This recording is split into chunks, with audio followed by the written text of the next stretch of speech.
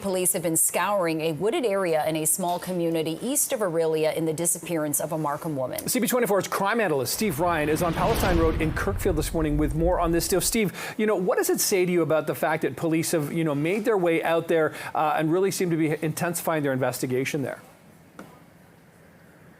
Well, they are concerned for the well-being of 57-year-old Ying Zhang, and because the suspect vehicle, a van that was seized when the 26-year-old Chanling Yang was arrested on Monday, his vehicle was seen in this very small town of Kirkfield in Kawartha Lake. So this is a good starting point for the investigators. Now, they haven't found her yet. They have charged this 26-year-old man with abduction, with forcible confinement and aggravated assault, three very serious charges. And because her body has not been found yet, they are even more concerned. So this is not a homicide as of right now, and that's because there is no evidence of a homicide. You've got the kidnapping, you've got the forcible confinement, but there is no body to be found, nor is there any physical evidence, DNA, let's say, that would suggest that this 57-year-old woman has been murdered. But because the vehicle was last seen out here in Kawartha Lakes,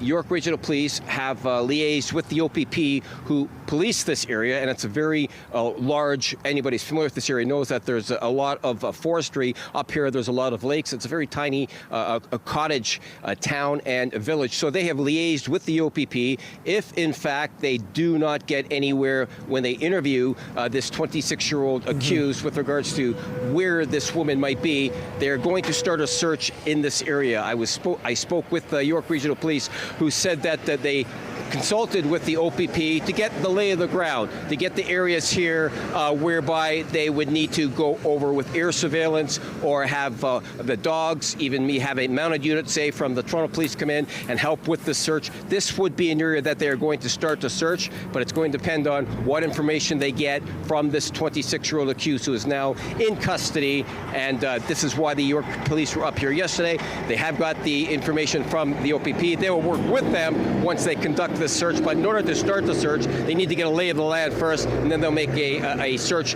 preparation.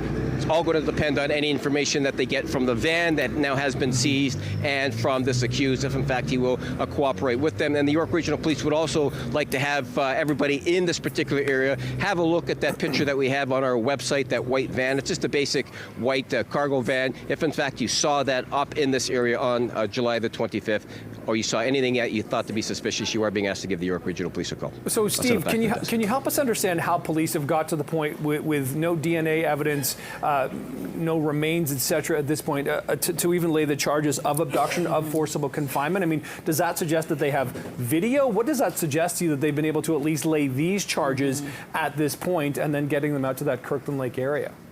Kirkfield area, pardon me. Yeah, that's a great question. So in order to lay a kidnapping charge, there's got to be evidence, there's got to be reasonable grounds to believe that this guy, in fact, did abduct this 57-year-old woman. So there's other eyewitnesses, surveillance, or there could be forensic evidence inside of that van that shows that perhaps the woman was inside of the van. And then when they do their larger search and reach out to other areas, then they learn perhaps through more surveillance that the vehicle was up here after she went missing. So long after when she was last seen, which was 10:30 in the morning, the van was seen up here. So that's not to say that she was in that van at the time, but it certainly is cause for concern, because if the allegations are correct and he did abduct her in the morning, well, where did she go when the van was up here later on in the day? So this is why the police are now planning this very large search with the OPP, because they have every right to assume that she may have been in that vehicle, and if she was in that vehicle, did he do something with her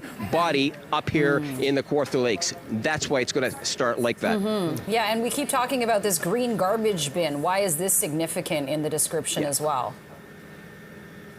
Yeah, that's a great question. So there was a green garbage bin on wheels. That is a quote. Take that for what it's worth. It was seen near the white van near where the woman worked in Markham. So both little vehicles were seen together. Now, there's got to be a reason why the police have released both of those descriptions at the same time. They must have some reason to believe that they are in fact connected, but the only vehicle that was seen up here in Kawartha Lakes long after this 10:30 in the morning, which was the last time the 57-year-old woman was seen missing, was the white van. And this is why the police have a great interest now in this area up here as they continue with their investigation. Okay, that is our crime analyst, Steve Ryan, live in Kirkfield this morning with more on the ongoing search in this investigation. Thanks so much, Steve, for the updates here. Appreciate it. Thanks, Steve.